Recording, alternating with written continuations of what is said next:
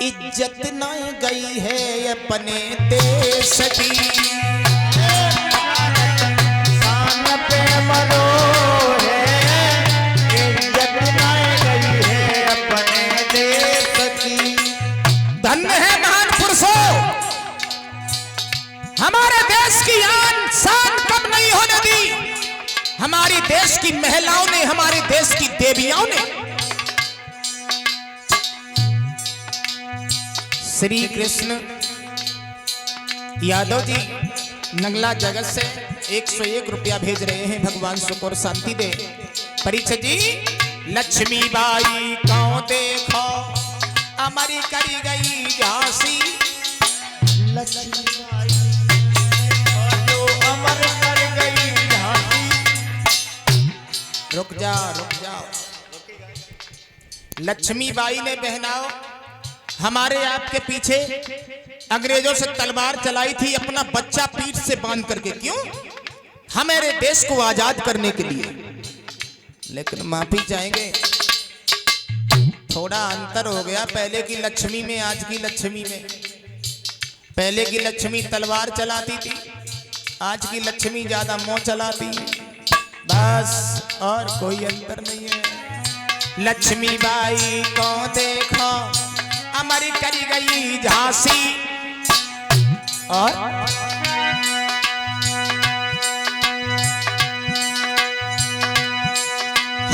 भगत सिंह ने हंसते हंसते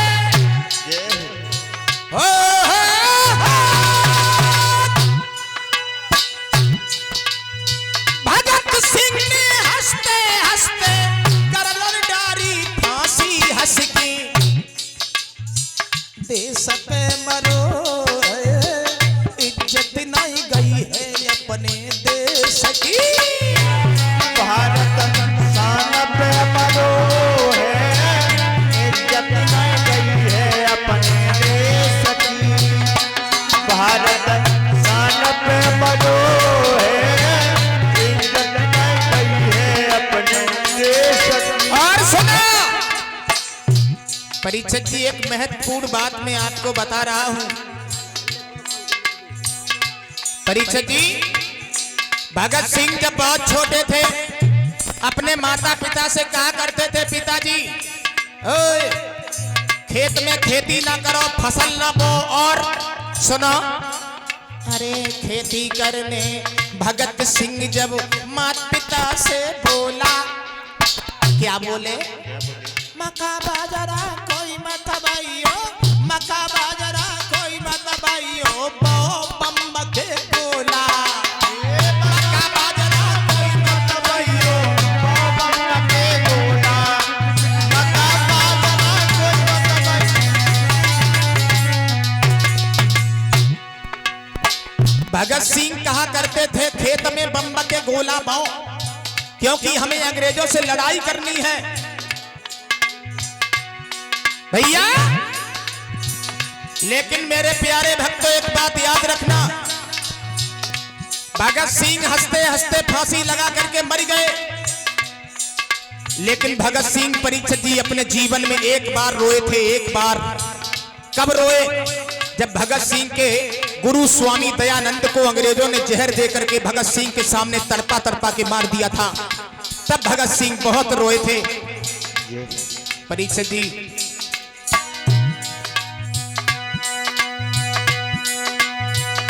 लला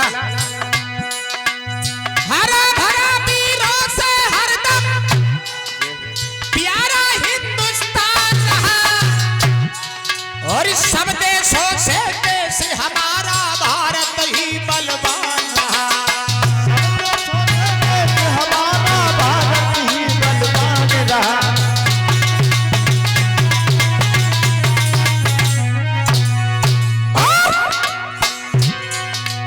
सब वीरों में वीर शिरोमण, और भारत देश महान रहा।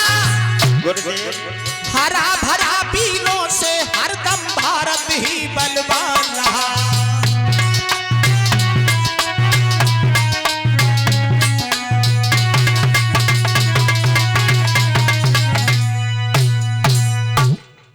हरा भरा वीरों से हरदम भारत ही बलवान रहा। बहुत किए अन्याय जो जब भारत माने सहे नहीं, और देश की खातिर काऊ नेता ने जहर के प्याला पिए नहीं। धन्य है परीक्षित जी, देश की खातिर किसी नेता ने जहर के प्याला नहीं पिए। अरे कोई है जो अपने घर के पीछे मर सकता है, कोई है जो अपने देश के पीछे मर सकता है, कोई भाई है जो भाई के पीछे मर सकता है, लेकिन ऐसे महान पुरुषों ने हमारे आपके पीछे अपने जान की परवाह नहीं की। मैं ऐसे महान पुरुषों को सत सत नमन वंदन और अभिनंदन कर रहा हूं, जिन महान पुरुषों की वजह से हमें आपको आजादी मिली, हमारा देश स्वतंत्र हुआ। परीक्षित जी, हमारा देश सोने की चिड़िया के नाम से जाना जाता था, सोने की चिड़िया था मेरा देश, लेकिन आज सोने का पंख भी नहीं रहा। क्यों? हमारे देश की आर्थिक स्थिति जो है वो दिन प्रतिदिन गिरती चली जा रही है। हमारा देश एक अमीरों का देश नहीं रहा, एक भिखारियों का देश हो गया। अंग्रेज अगर हमारे देश में घूमने के लिए आते हैं तो हमारे देश का नौजवान लड़का उनके सामने भीख मांगने के लिए हाथ फैला के खड़ा कर देता है।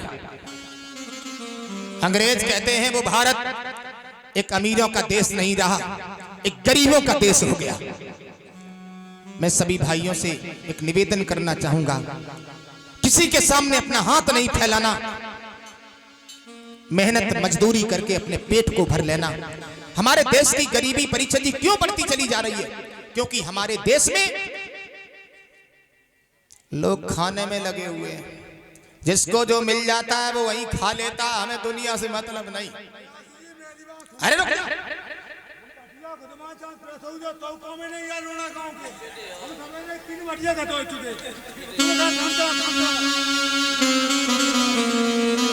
कहां से बीमारी आई है?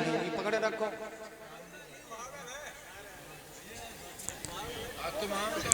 भैया से ही बिगाड़ दिया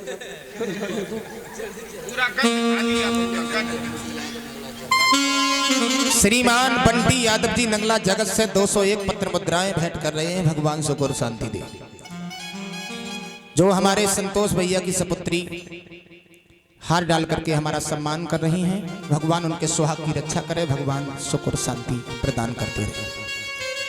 जिसको परीक्षित जी जो मिलता है वो रास्ते में ही खा लेता है, हमें दुनिया से कोई मतलब नहीं। हमारे गरीबों के लिए अगर ऊपर से कोई हक आता है तो रास्ता में ही लोग खाने में लग जाते हैं। हाँ, हमने एक दिन परीक्षित जी देखा, एक पुजारी ने लड्डू चढ़ाए, आंखें बंद की और लड्डू गायब। पुजारी चिल्लाने लगा, बोले लड्डू? मैंने कहा कहां गए? बोले गणेश खा गए। अब बताओ गणेश कहीं लड्डू खाते? चिल्लाने लगा पुजारी, बोले भैया हमारे तो गणेश लड्डू खा गए। हमने कहा कैसे खाए? बोले खाए बड़े सफाई से। क्या? हाँ हाँ। चिल्लाने लगा कि मेरी पूजा